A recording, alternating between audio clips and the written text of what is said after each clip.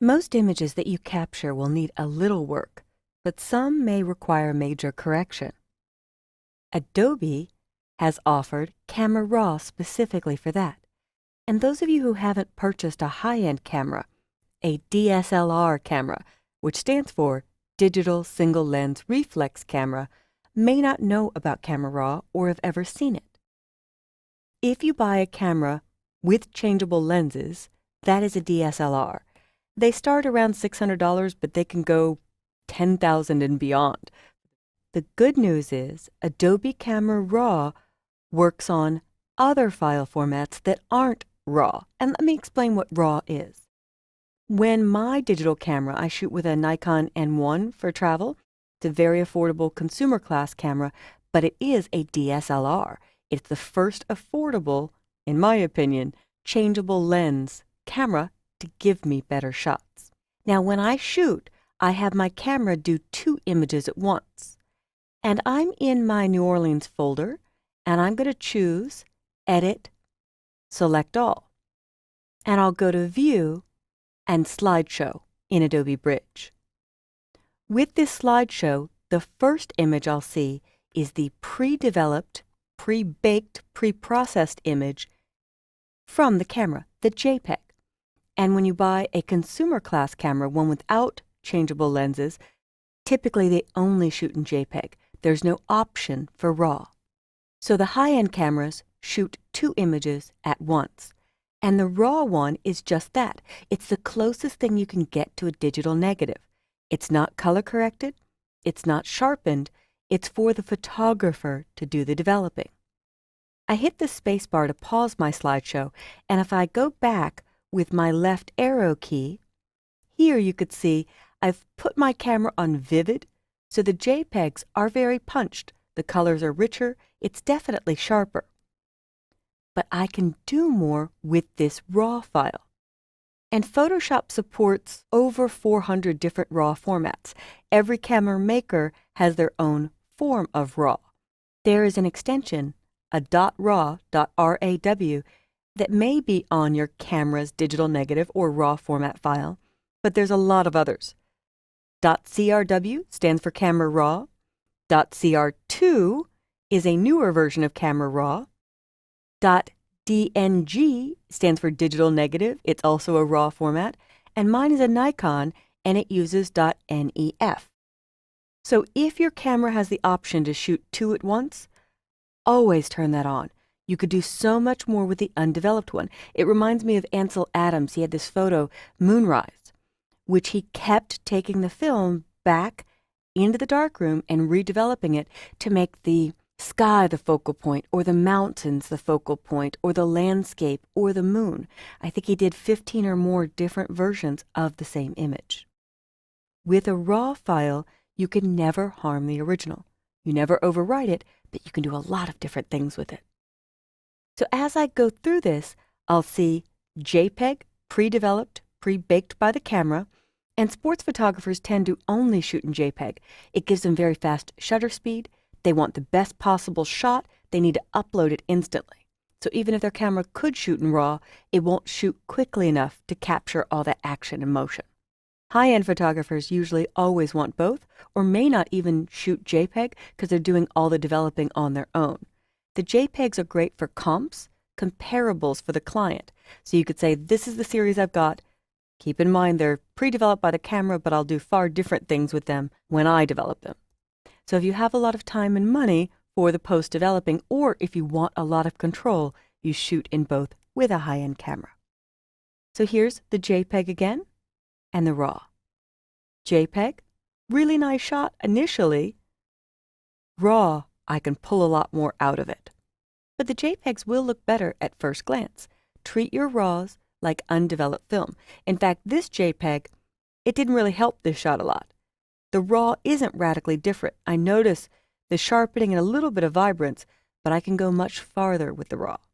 So let me hit Escape to get out of the slideshow, and I'll switch to my Kelly workspace where I've put all my panels in one spot down on the lower left. So it's just my more comfortable view.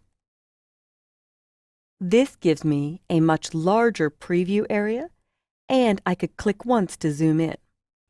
But let's take one of these shots and do some raw developing to see what we can get out of the image. So here's an example. I'm going to grab these chili peppers. So I have the JPEG, which if I double-click, it opens in Photoshop. I'll leave it open there so we can see the difference. I'll go back to Bridge, File, Browse in Bridge, and I'll double-click on the Camera Raw. And in the Camera Raw, I will always do at least 4 things here in the basic portion of the panel. The Camera Raw dialog has a lot of tools built in, but let's just take a look at my standard correction procedure. So I'm going to fill my screen or hit Maximize, and I always move the exposure first. Do I want it overall lighter or darker? Maybe I want a darker shot. Maybe the lightness isn't what I'm shooting for. I want less attention on the background. I'm going to go a little lighter on this and get to richer shadows a different way. When I move exposure up, I'll move blacks down. And with those 2 small moves, here is my before and after. I've already punched it a bit, helped the color. Shadows will open up all the detail in between these chili peppers. But it's also opening the background. I have some other tricks that I'll use to correct that in Photoshop. My goal is to get the best usable front portion of the image. So if I take shadows darker, it's going to plug up all that detail. It really depends on your goal. But I tend to open up the shadows, richen the blacks, in almost all cases trying to not lose detail as I do that. And then clarity is overall mid-tone contrast. So you can actually double-click on the slider to reset it, slide it up, double-click to see a little before and after of just one setting to see if you like it with that additional change. If I turn preview off and on, I can see an overall before and after.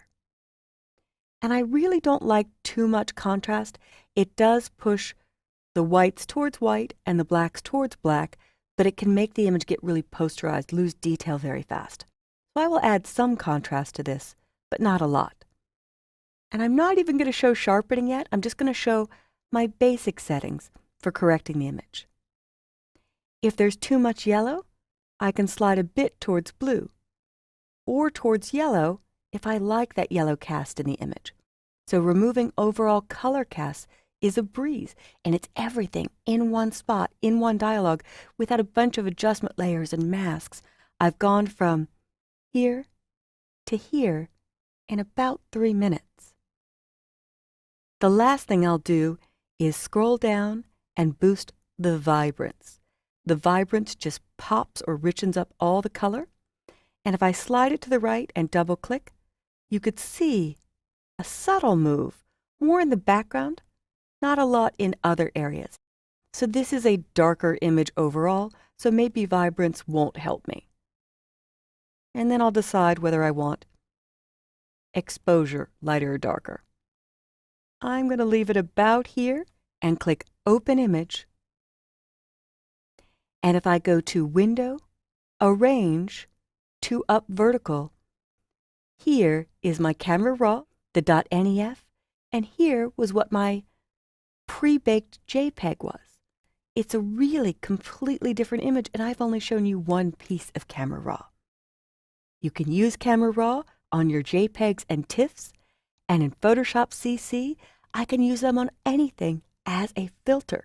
So if you aren't one of those lucky people who's purchased a high-end camera, you can run Filter, Camera Raw Filter, and do everything I just did on existing shots. So this is your introduction to Camera Raw, and I rarely bring a photo into Photoshop without doing a little correction on it in RAW first. Try this on some of your own photos and just absorb the power and the speed that ACR, Adobe Camera Raw, gives you.